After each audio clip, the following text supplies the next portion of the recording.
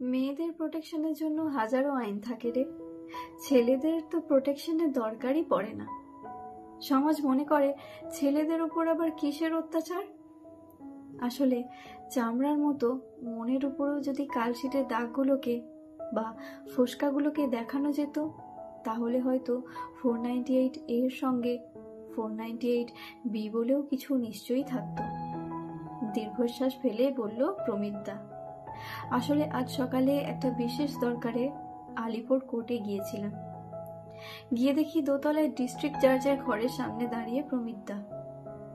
আমাকে দেখে বলল, ওর উকিল ওকে এখানেই ওয়েট করিয়ে রেখে নিচে কাগজপত্র রেডি করতে গেছে।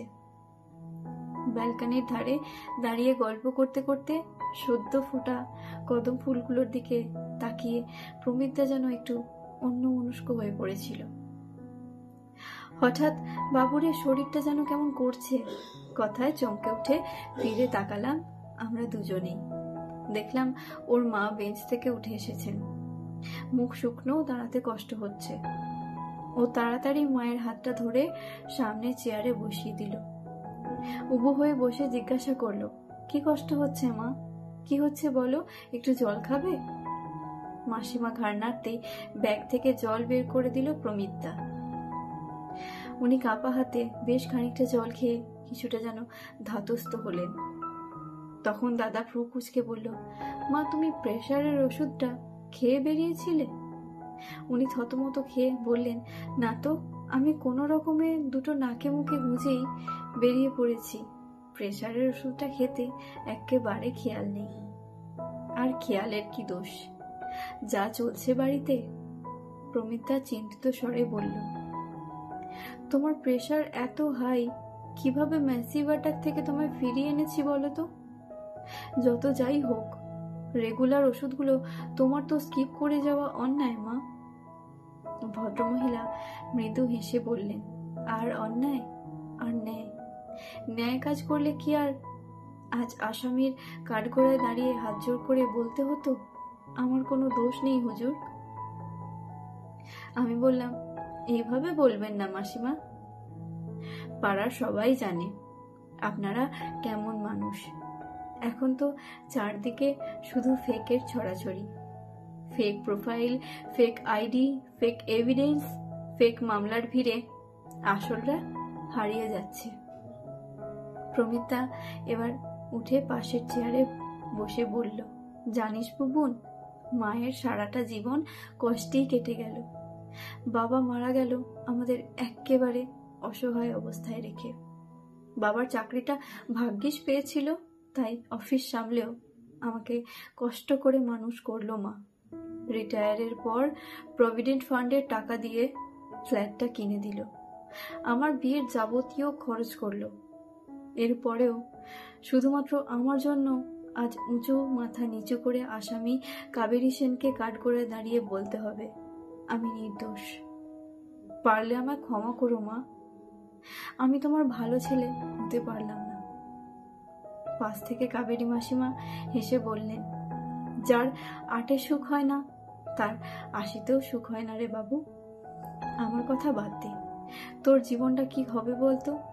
তারপর একটু টেনশনের স্বরে বললেন, হ্যাঁ রে, জামিন নেওয়ার পর আবার ওই গ্রেপ্তারের ভয় নেই তো?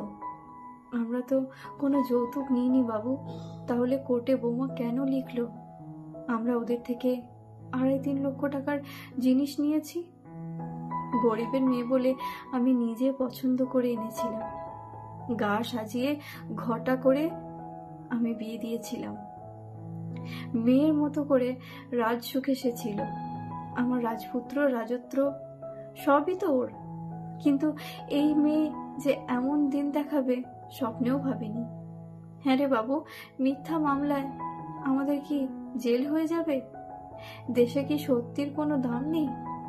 তারপর একটু থেমে বললেন, একটু ভেবে দেখ বাবা, ওর তো সমস্যা আমাকে নিয়ে, তুই বরং আমাকে ওই বৃদ্ধাশ্রমে রেখে আয়।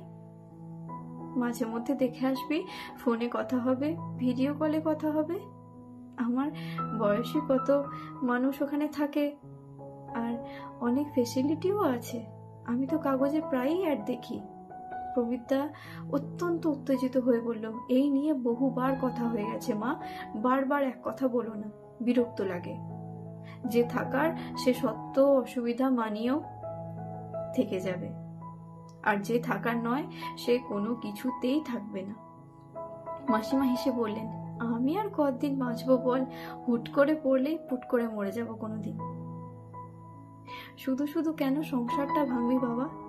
সারা জীবন এত কষ্ট করলাম, আর এটা তো সুখের জীবন রে। তুই জেদ করিস না, তোকে এভাবে দেখতে কি আমার ভালো লাগে বল? প্রমিতা আর কাবেরী মাসিমাকে চিনি প্রায় বছর 30-এর বেশি, মানে জন্মের পর থেকেই। পাশাপাশি দুই আবাসন, মাঝে একটা সরু কমন গলির রাস্তার ব্যবধান। শুনেছি স্বামী চলে যাওয়ার পরেও ওই 12 বছরের ছেলে নিয়ে মাসিমা কারোর কাছে হাত পাতেননি, বাপের বাড়ি গলগ্রহ হতে চাননি। চেষ্টা করে স্বামীর চাকরিটা করেছিলেন, সামান্য মাইনেতেও ছেলেকে ইঞ্জিনিয়ারিং পড়িয়েছেন। শান্ত, নির্বিবাদী, সদা হাস্যময় মাসিমা জীবনের সবচেয়ে কঠিন সময়টাতেও ভেঙে না পড়ে আত্মমর্যাদায় মাথা উঁচু করে ঘুরে দাঁড়িয়েছিলেন। ছেলের মধ্যেও মান আর হুঁশ দুটোই ভরপুর বজায় রেখে মানুষ করতে পেরেছিলেন। মা হারা সাথী বৌদিকে অনেক আশা করে ঘরে নিয়ে এসেছিলেন। সংসারের চাবি তুলে দিয়েছিলেন মেয়ের মতো মনে করে। তবুও তাদের আজ এই অবস্থা দেখে বড্ড কষ্ট হলো। আক্রোশ হতে লাগলো সমাজের উপর, আইনের ওপর, মানুষের ওপর আর মনুষ্যত্বের ওপর। এসবই ভাবছি, হঠাৎ দেখি সাথী বৌদি সিঁড়ি দিয়ে ওপরে উঠছে। ওকে দেখেই আমি বা প্রমিতা বাধা দেওয়ার আগে কাবেরী মাসিমা ছুটে গিয়ে বৌদির হাত দুটো ধরে বলল, বৌমা, মায়ের মন তো মানে না। তোমার তো মা নেই, আমারও তো মেয়ে নেই। আমার মেয়ে মনে করেই তোমায় ঘরে এনেছি। এইসব হিংসে প্রতিহিংসে শুধু জীবন নষ্ট হবে মাগো। এভাবে দুটো জীবন নষ্ট করে দিও না। তোমরা মানিয়ে গুছিয়ে চলো, তুমি যা চাও তাই হবে। সাথী বৌদি হিসিস করে বলল, ছেলের সামনে একদম নাটক করবে না তুমি। তুমি ভালো মনে চলে গেলে আজ এসব কিছুই হতো না। ভোগও এখন ফলস কেসে। আর যদি মুক্তি চাও তো আমার কথা মতো ওই ফ্ল্যাটটা আমার নামে করে দাও, বা ক্যাশ 25 লক্ষ দাও, কেসা এক্ষুনি তুলে নেব। বলেই দুরদার করে চলে গেল কোর্টরুমের ভিতর। ঠিক এমন সময় ডাক পড়ল 29/2022। প্রমিত সেন এবং স্বাতী দত্ত সেন হাজির। প্রমিতা আমাকে বলল, মাকে একটু ধরে আনতে পারবি বুবুন? আমি ধরে ধরে মাসিমাকে নিয়ে ভিতরে গেলাম। আসামি হাজির কাবেরী মাসিমা। আর প্রমিতা হাত তুলে বলল, হাজির স্যার। আর সাথী বৌদি কাঠগড়ায় দাঁড়িয়ে বেমালুম হয়ে বলল, তারপর হওয়া অকথ্য অত্যাচারের বানানো গল্প, তার বাবার থেকে জবরদস্তি নেওয়া পণের টাকার মিথ্যা কাহিনী, তাকে বাড়ি থেকে বের করে দেওয়ার সাজানো নাটক। কি নিপুণভাবে অভিনয় করতে পারে মানুষ। 2.5 মাস পর পরবর্তী ডেট দিতে আমরা এজলাস থেকে বেরিয়ে এলাম। প্রমিতা হতাশার সুরে বলল, সারা জীবনের মামলা ভুবন, বুঝলি? দেখলাম মাসিমা রীতিমতো ঘামছে। মানসিক, শারীরিক এত ধকল, এত অপমান, অসম্মান, আর বইতে অপারগ প্রায় 76-এর ভারী শরীরটা। মায়ের হাতটা শক্ত করে ধরে আস্তে আস্তে সামনের করিডোর দিয়ে অদৃশ্য হয়ে গেল প্রমিতা। আমি হতভম্ব হয়ে বসে পড়লাম চেয়ারে। দোতলার ঘর থেকে দিনের পর দিন আমি দেখছি সাথী বৌদির শ্বশুরবাড়িতে অবাধ স্বাধীনতা। দেখেছি ওর রাগে জিনিসপত্র ভাঙচুর করার সন্ধ্যাগুলো। দেখেছি কথায় কথায় মাসিমাকে অপমান করা দিনগুলো। দেখেছি সেন পরিবারের নতুন বউ হয়ে এসেই ওর অবাধ কর্তৃত্ব। আর আজ এজলাসে দাঁড়িয়ে বৌদির এই রূপের সঙ্গে এক ফোঁটাও মেলাতে পারছিলাম না। মেয়েরা অত্যাচারিত হয় সত্যি, কিন্তু ঘরের কোণে, দেশের আনাচে কানাচে কত ছেলের নির্দোষ পরিবারগুলো মিথ্যা দোষারোপে মাথা হেঁট করে চলে, চাপে পড়ে নতি স্বীকার করে। কত চোখের জলে আদালত চত্বর ভেসে যায়, আর অপরদিকে কত মেয়ে তাই দেখে বিজয়ের হাসি হাসে। তার খবর কেউ রাখে না। কত স্বপ্ন ছারখার হয়ে যায় লক্ষ লক্ষ টাকার খোরপোশ দিতে। কত ছেলের বুকের রক্ত শুকিয়ে যায় হাজার হাজার টাকা মাসোহারা দিতে। কত ছেলের পরিবার মৃতপ্রায় হয়ে বেঁচে থাকে আমি নির্দোষ হুজুর বলতে বলতে। আর সমীক্ষা সামনে আসে না। 498A হয়, 498B হয় না। মেয়েদের জন্যই আইন হয়, ছেলেদের আইন হয় না। বধূ নির্যাতন হয়, বর নির্যাতন হয় না। আসলে ছেলেদের কাঁদতে নেই, অভিযোগ জানাতে নেই। ছেলেরা অত্যাচারিত হয় না, কারণ শারীরিক অত্যাচার সামনে আসে, মানসিক অত্যাচারের সংজ্ঞা হয় না। তাই ছেলেরা শুধু মুখ বুজে পুড়তে জানে, নিজে ছাই হয়ে অন্যকে ভালো দিতে জানে। ছেলেরা অপবাদ মাথা পেতে মেনে নিতে জানে।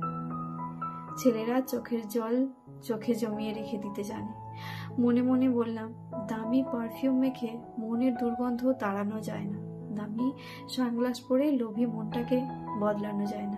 ব্র্যান্ডেড জামা কাপড় পরে একটা ব্র্যান্ডেড সম্পর্ক তৈরি করা যায় না।